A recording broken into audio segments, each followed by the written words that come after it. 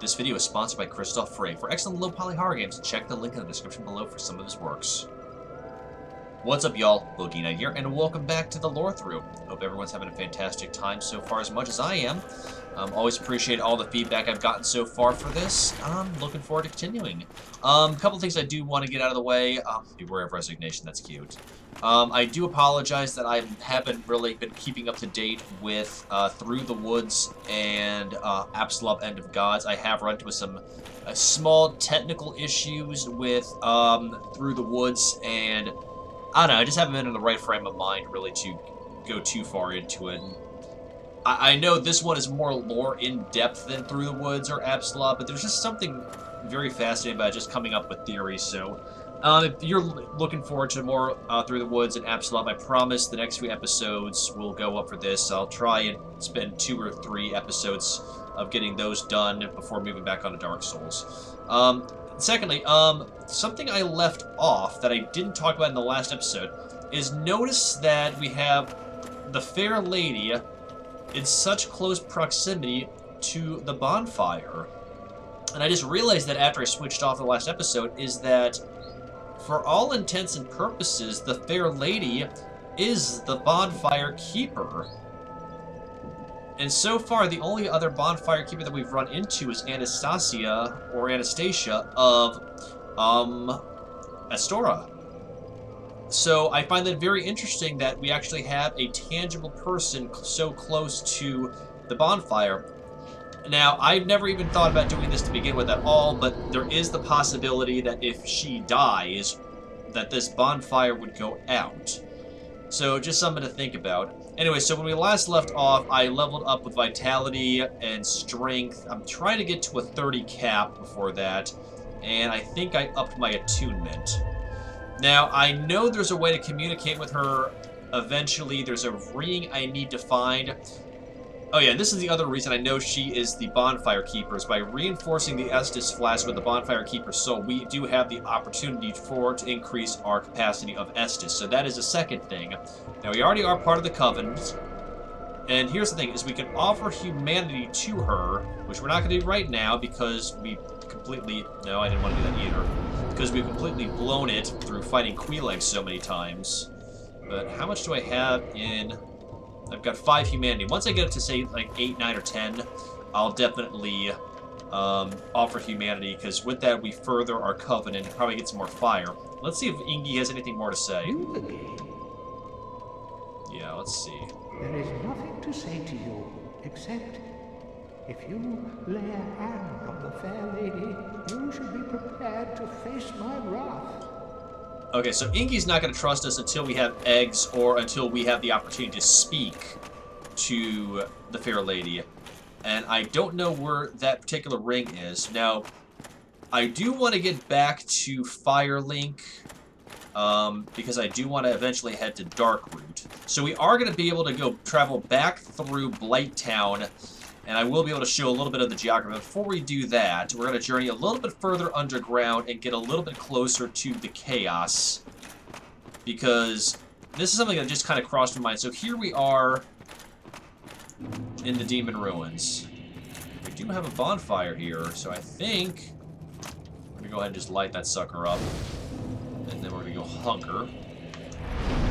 So each area of the game is close to one of the Lord's Souls, and I just find that really cool how they're just kind of stacked on top of each other. So we are close to the Demon Ruins, as you can see here. Now, we will talk a little bit about the geography as we go further down in here, because there are ways you can see around to other areas, I believe. But ultimately, we'll be going further down... Ooh. I didn't even notice that. Further down to Lost Izalith. Now, but see those waving tentacles just ahead?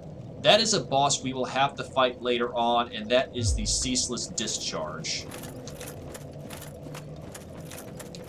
But I think what we're going to do... Yeah, we're going to go to... I really want to go to Darkroot Garden because... and explore a little bit there, although the next logical step is going to Sense Fortress, but I don't really... Sense Fortress is not meant for exploratory purposes. It is a area to get through, and I want to devote an entire episode to that. So we're going to go ahead and hop the ride back up. Or not, that's cool too. Now, did we find our way? There's the fair lady. There's a staircase somewhere. There. Nope, never mind, that's a wall. Hooray. There it is. Bonfire head. Okay, yeah, we did do that through the illusory wall. Here we go. So let's look out here just a little bit. So here are the demon ruins. You get a better, safer view. I didn't want to get too close to the egg burdened because I wasn't sure which ones would attack.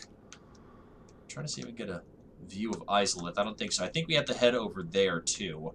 But when we get down into the catacombs and eventually the Tomb of the Giants, we will be able to see other areas as well. And everything, of course, that is linked to Lord Nito, and we do have the opportunity, if we so choose, to go to the catacombs, but I need to up my strength quite a bit and get a better weapon. I need to put some more, I did it. Well done. Look at this. Now, think about this for a second. Now that we've successfully beaten XII, I mean, look at this, the capacity to this arena in comparison to, say, Capra. And it's funny, I was looking a little bit about the through the Design Works book when the interview with Miyazaki. They talk quite a bit about XII, as well as other enemies and bosses, but a lot of it seems to be that the general consensus seems that XII is probably one of their favorite bosses they've designed to date. And frankly, I don't blame them. I mean, it's a pretty creepy boss fight, and I see some influences in Dark Souls 2 for when you fight Scorpion Queen Najika, I forget how you say it. Okay, so first things first is we're going to head back to the bonfire, which means I think we got to go over this way.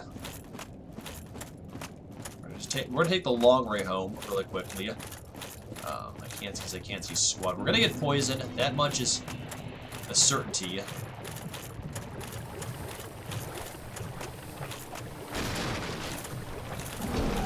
There we go. Gotta keep on trucking. Over here. Nope, we're getting close. Yeah, I passed it. I think... Whoa! Yeah, I did pass it. Come on. I need to get a better weapon. That is a certainty. Actually, no. No, I need to go this way.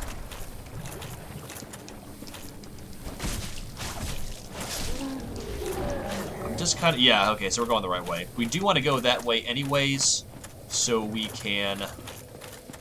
But one thing I also want to do is explore up here for a moment, because that's not the way that I left to get down here in the last episode. So let's just take a quick detour. We might only make it back to Firelink, because there's also two other areas that I want to... Oh, okay, so this is the bottom of the well. Okay, I gotcha. Is there any way we can... We do have a chest, though. It's not breathing. The chain is coiled away from us, so it's not a mimic. I think I explained this back in the beginning, but look at this chest rod. You see the chain coiling away from us? I believe that's a sure sign that it's not a mimic, but if you have the ability to get closer to see that it's a mimic, it actually, you can see it breathing. There we go, so it's okay. It's not going to swallow us whole, but we get a dragon scale. And that also reminds me, there are some things that I didn't look at last time. So let's go ahead and look at, first of all, the soul of XII. Now, we are definitely going to hold on to this. We're not going to crunch this because I need this soul so we can get XII's Fury Sword, which is a very good flame-imbued weapon. But it says the soul of XII, once daughter of the Witch of XII, now a Chaos Demon. Special beings have special souls, and XII's soul contains all aspects of chaos. Use it to acquire a huge amount of souls or create a unique weapon. Oops, there we go. So, this goes back into what we talked about in last episode about... Got a lot of these things. We're going to need those later on. Red Titanite, did we look at that? Red Titanite chunk for weapons reinforced. Red Titanite has a powerful fire energy, reinforces fire weapons to +9 and chaos weapons to +4. With the discovery of chunks in Lorethrough, the race to locate the legendary slabs has begun. But could they be a mere myth? So, yeah. Anyways, I don't know what the capacity is like in Dark Souls 1 for boss souls. Obviously, in Dark Souls 2, pretty much every boss had a massive soul that you could use, but here we go. Dragon Scale for reinforcing dragon weapons, pure from an ancient dragon.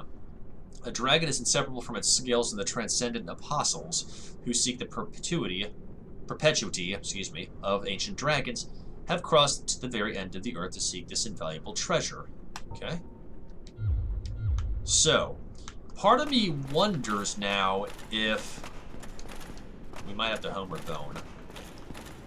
Yep. Nope. Hang on. We got to. Here we go. If we can use one dragon scale to reinforce our Drake sword. I don't think I'm going to do it, but it might be an option with Andre. Anyway, so let's go rest in the bonfire again. And then let's continue our way back up to Firelink. And then I think my goal for tonight is... I apologize first off, once again, if I'm not in the most capacity for lore. I'm going to do the best I can. I need to look a little bit more at some of the theories and at Miyazaki interviews, but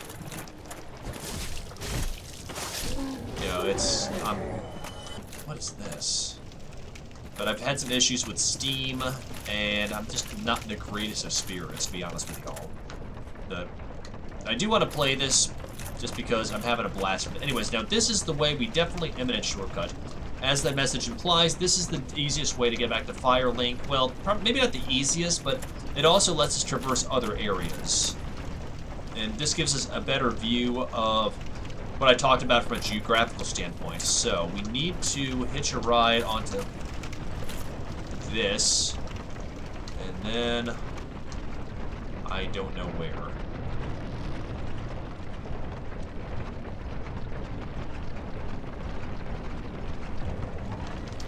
There we go. Hey! Okay, cool.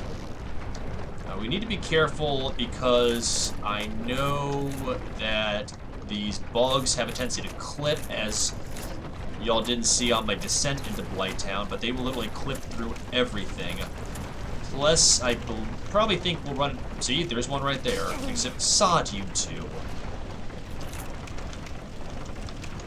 Self-fulfilling prophecy. Come on. Get up here so I can kill you properly. Let's get closer. You know what? Oh, but hang on, we gotta... There we go. Oh, we have two. Lovely. Come on.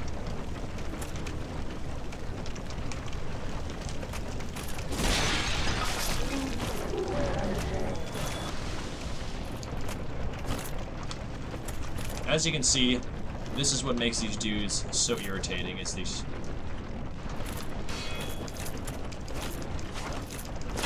There you go, stay down. Ugh.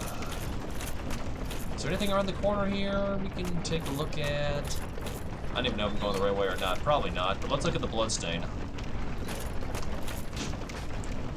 Something's going on outside. Ah, crap. We have a blow dart sniper. That's what I was afraid of. Look how quickly that completely just drains you. Let's, we need to remove...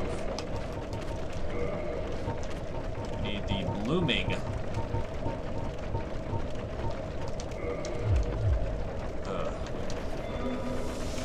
Well, that wasn't what I meant to do, but okay, we'll go with it. Because that does not remove... That only removes poison. That doesn't remove toxicity. But if you eat a blooming purple moss clump, then you can. Which means I'll need to eventually go back to the undead female merchant and buy some from her. So we will have to get back to Lowerberg eventually, too. But I know that...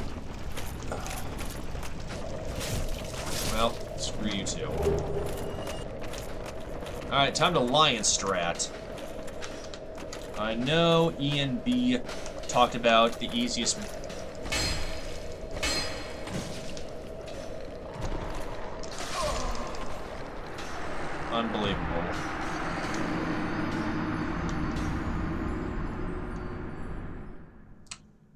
roll. Okay.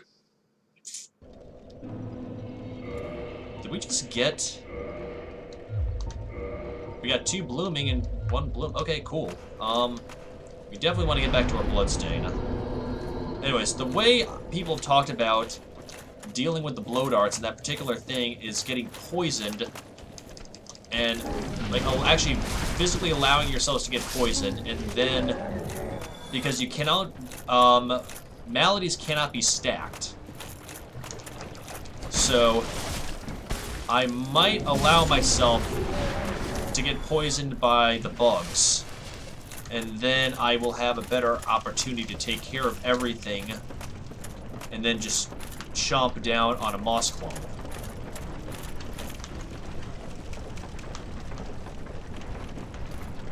Then again, this is Blighttown. I did not expect to go through completely unscathed. I expected some deaths.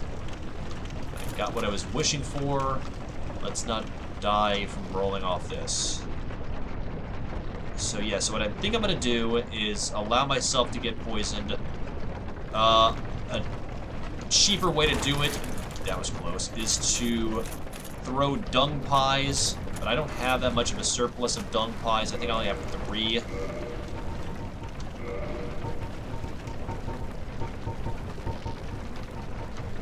That's not enough to poison me.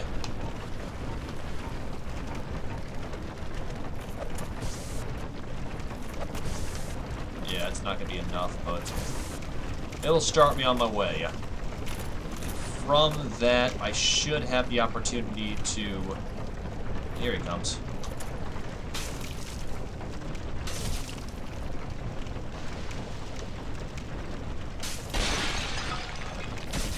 There we go.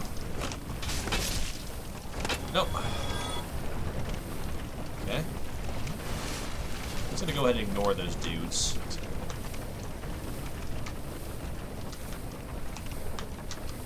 Alright, so.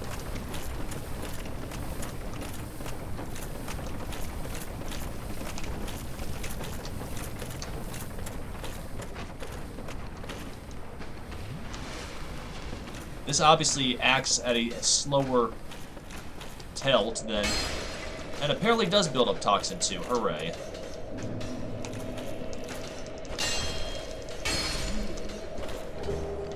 Ugh.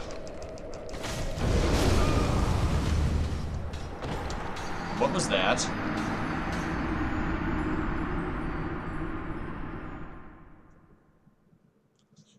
So apparently poison and toxic do stack. Cancel that theory out. Ugh, I apologize, y'all. I want to get my bloodstain back because 8,000 souls are a decent amount, but I might just have to grab and go. Then again, it might not be worth it either. Hell, I don't even know I'm going the right way to get back to Firelink. But then again, this is Dark Souls, and a big part of it is exploration. Once again, I do apologize that I'm not really delving too much into the lore of Blighttown right now, but I kind of did talk a bit about it already. The good news is we can't be invaded right now because we're hollow, so there is that. And for those that are wondering what I said Lion Strat, that was coined by Northern Lion, who played Dark Souls some time ago, and the art of Lion Stratting is just running, sprinting past all enemies till you get to the boss wall.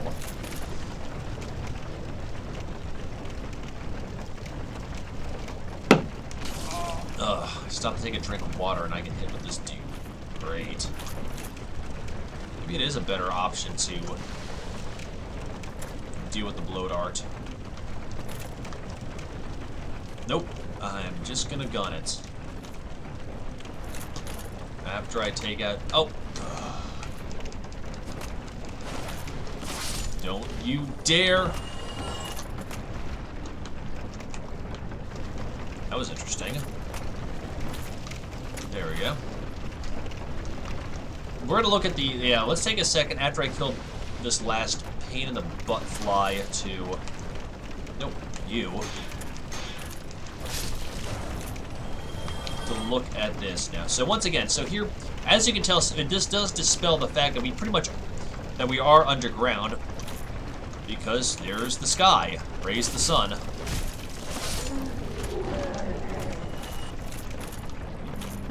I don't think we can do anything here. I think we will have a better capacity to once we defeat the bloat arts. That remains to be seen. This is kind of the same issue I ran into when I was going down Blighttown. Was just going completely blind. We see some, but yes, I mean, I think that Blighttown is at the base of the aqueducts due to the architectural structure. This whole area. You mean we could avoid all this stuff? You know? Let's get our bloodstain and just get the hell out of Dodge.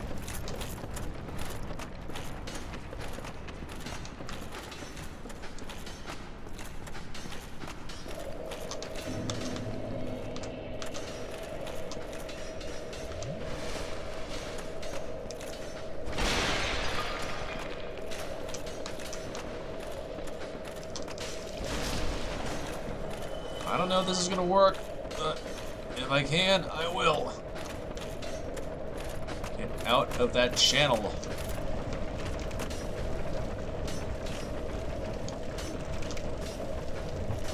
Drink. Drink and climb. Get out of the range of the gutter. They're trying. They're trying with all they can.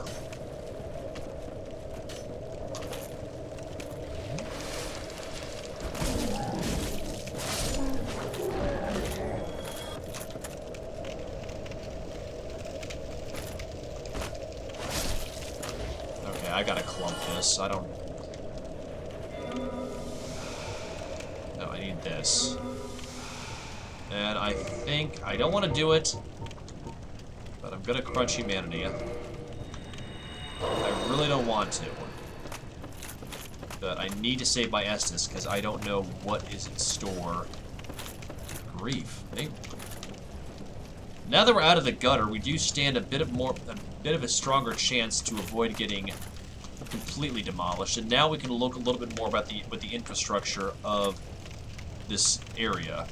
And I did say last episode we're going to talk a little bit more about why the difference, the weird duality.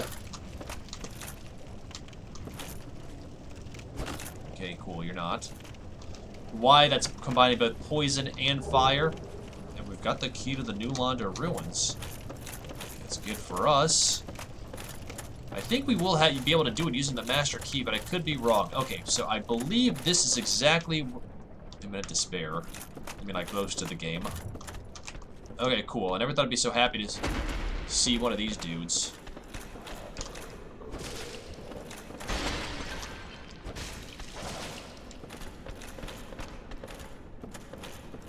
There's a few of these dudes, so...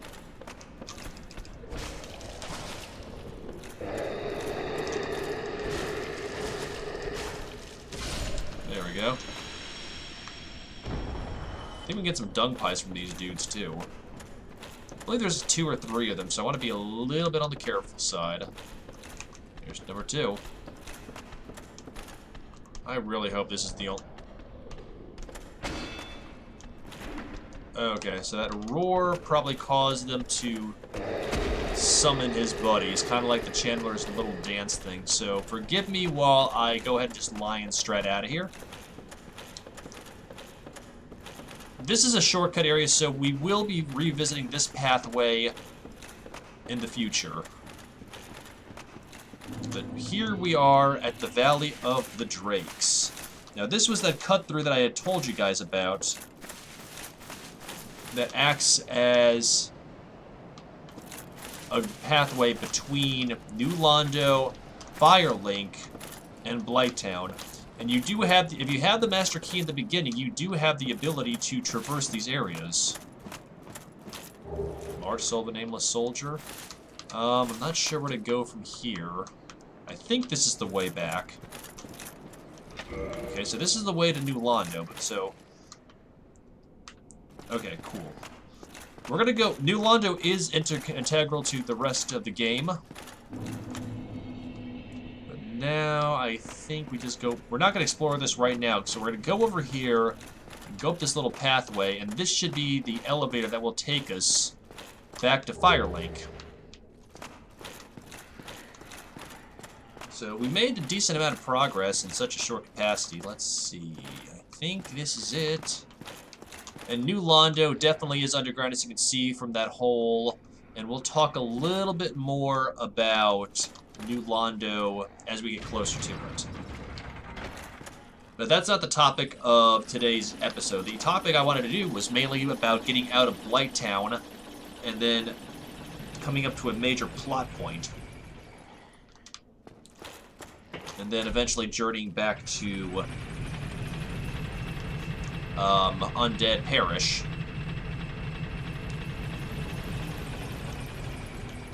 So here we are. If you couldn't tell by the music, we are back at Blessed Firelink Shrine.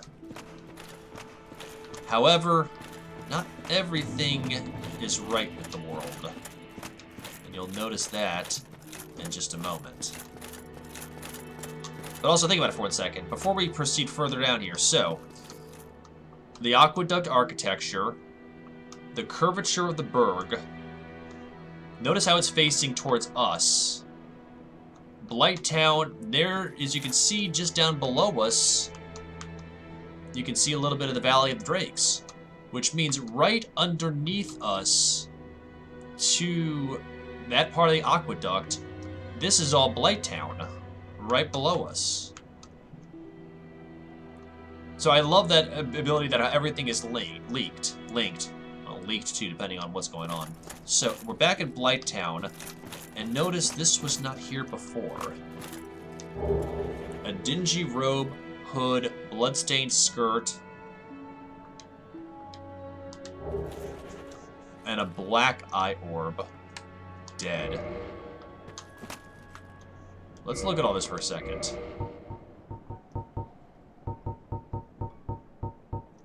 Where is Anastasia? Invade world of murderer of Firekeeper. Invade the world of the murder of a Firekeeper. To defeat the perpetrator, reclaim the soul of the Firekeeper. The Black Eye keeps constant watch on the city of the gods Anor Londo. So it's obvious now that Lautrec, because he's nowhere to be found, had decided his little side quest involved something of a sinister capacity, as I said. But it gets worse, because now that the Firekeeper is dead, as I talked about earlier, you can't light the bonfire. Did you ring the second bell? That is incredible, I must say. But now we have a new problem. It's noisy, it snores, and its breath is lethal. This is no laughing matter, I tell you. I think it is. Damn, that stench. And I was really beginning to like it here. Maybe it's time I do something about it. That's sinister as well. Me? I completely forgot. Now that I've rung the second bell, we have a new NPC we can meet who will be integral to our quest. Before we do that, let's go ahead and visit Laurentius. You've been a stranger these days. Why? What spectacular pyromancy? Tell me about it. I have never seen anything like it.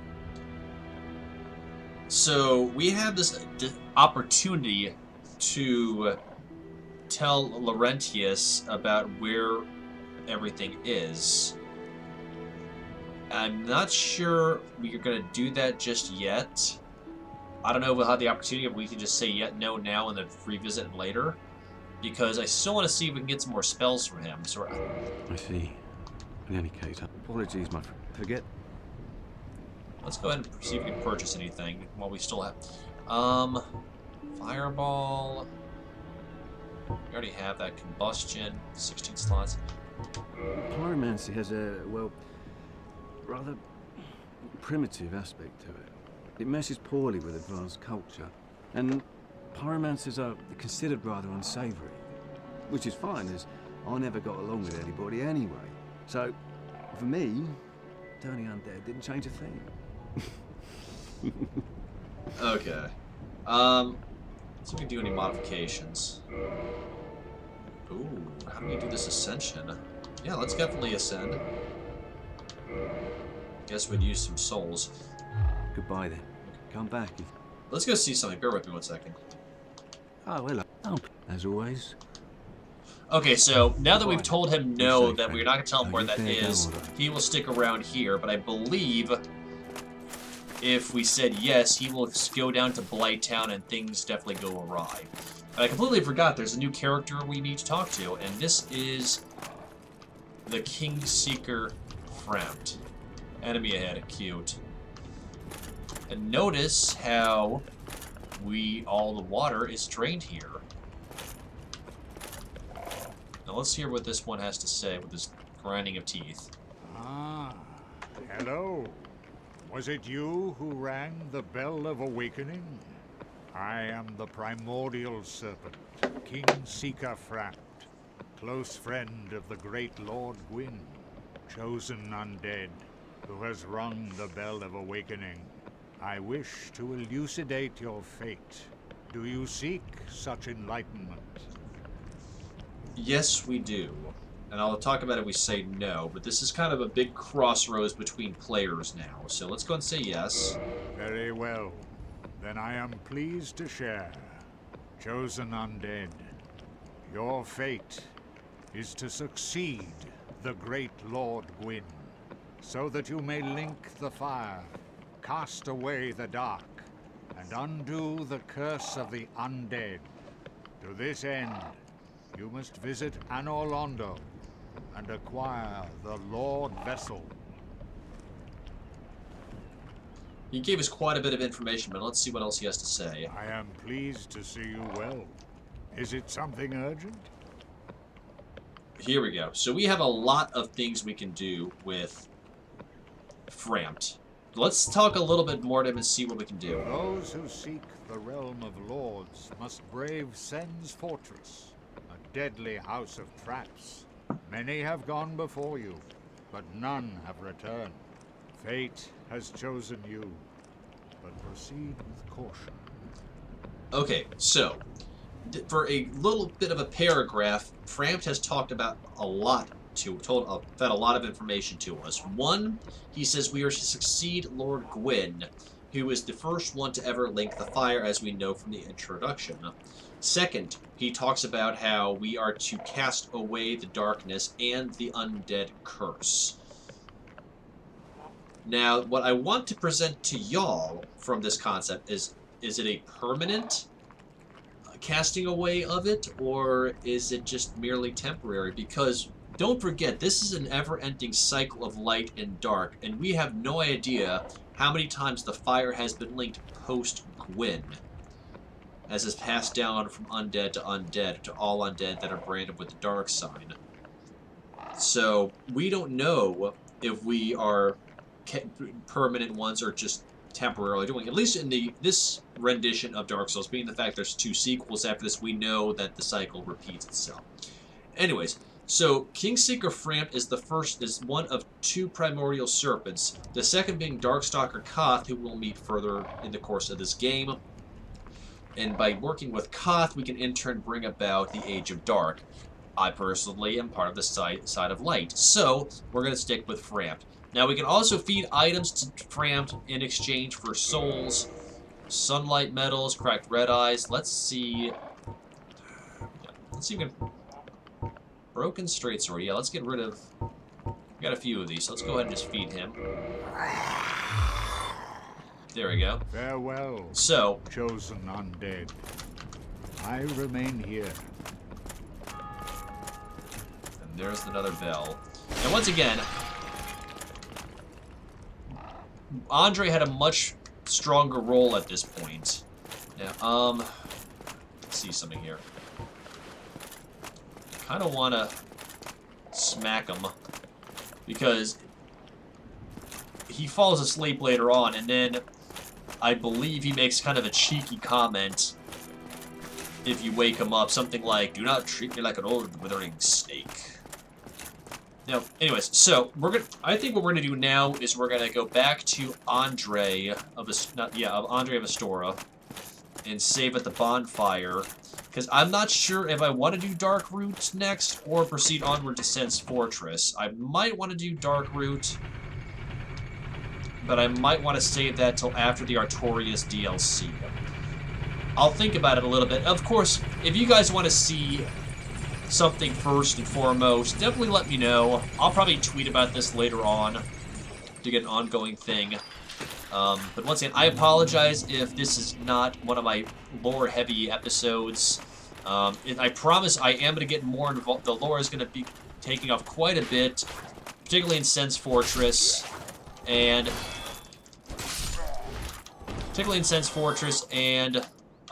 Orlando. There's a ton of lore for those. Even Dark Route's got quite a bit because that deals a lot with Artorias. But we can't do any of the DLCs really until we get to Anna Orlando. So that kind of wraps things up here. I think we covered a decent amount of ground. We were able to escape from Blight Town. We only died 2 or 3 times. We talked a little more about Queeleg. And yeah. I mean, there is a couple of things, and I'll also research some more lore on Sen's Fortress, and actually, no, the last thing I want to do before we call it a session is I want to see about if it's possible to reinforce my Drake sword, or if not, what else we can do. Let's see what Andre has to say. Well, hello again. Use it needed. Let's see about modifying. No. No. Reinforce. No. Ooh, yeah, let's reinforce this to a +7. So we're at a 161, so we're racking up there. Can we reinforce any armor, though?